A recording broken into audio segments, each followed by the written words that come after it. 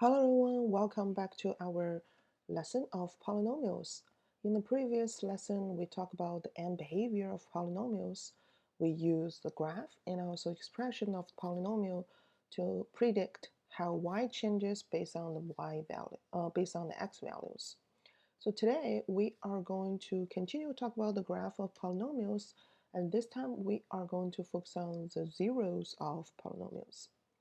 Since the lesson is talking about zeros, so uh, let's focus on the word, the keyword here is zero here. So if you remember, when we talk about zeros of function, or even today, zeros polynomial, they're actually the same thing. Zeros here is actually talking about the x values that make y equal to 0. And if you do remember, we talk about, we have actually a lot of same names, equivalent names, same as zeros here. So for example, when we talk about when f of x equals 0, then these values of x are 0 here is actually also a solution for this equation. That's why it's actually same as this, situation, because this x values will make the y equal to 0. So also same as solution. And also if we graph, for example, let's graph a random curve. And when we look for these zeros here, we actually focus on the points that y part is 0. There are 2 points here in this graph, and also this is actually indicate they are x-intercepts, right?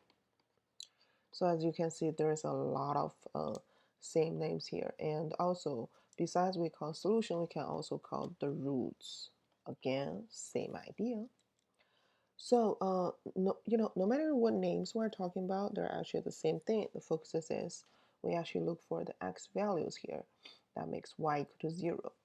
So since we talk about a polynomial, sometimes the graph we're looking at is not just like the one I draw here. Sometimes we can see, things like this. As you can see, we have 4 graphs here. And when we look for the zeros, let's use a different color. We are looking for x-intercepts. So on the graph, we focus on x-intercepts. So as you can see, the first one, we have 3 zeros here. And this one, same thing, 1, 2, 3, 3 zeros. And this time 3 zeros. This time we have 2 zeros. So no matter how the graph changes, we know how to use a graph to get to our zeros here. So the focus on today, so you may wonder, this is actually something we learned before. It's actually the same thing. But today we actually gonna make some connections. We are going to discover more by looking at zeros on the graph, and we're going to predict some more information, more features of polynomials. So let's see the first example here. This is actually something we learned before, which is called quadratic function, which is actually another type of polynomials. The only thing here we know the degree here is 2. Again, this just, quick mention the keywords we learned before.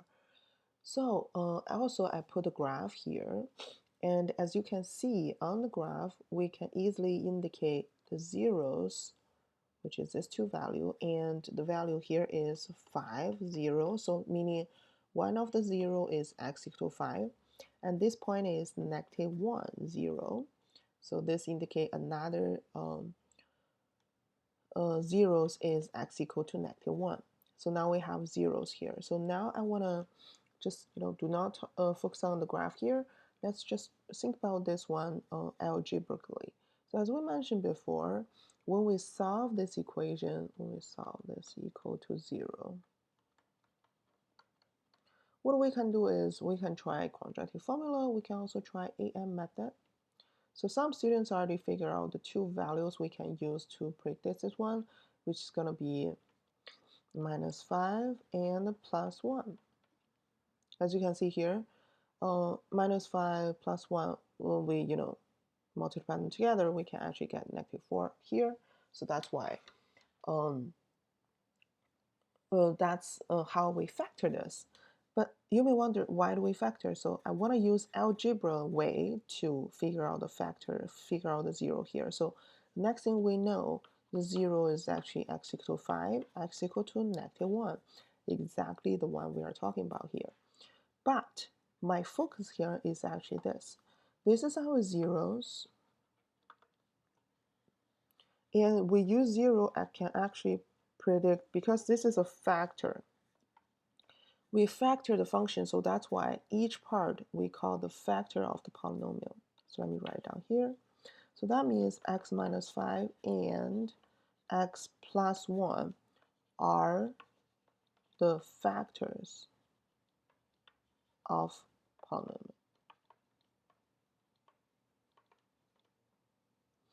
So if this is, this is a one way, for example, if we have the graph, but we don't know the equation of the polynomial, this is actually the very, very quick way to help you to predict how the graph, how the equation might look like, because we have very basic factors here.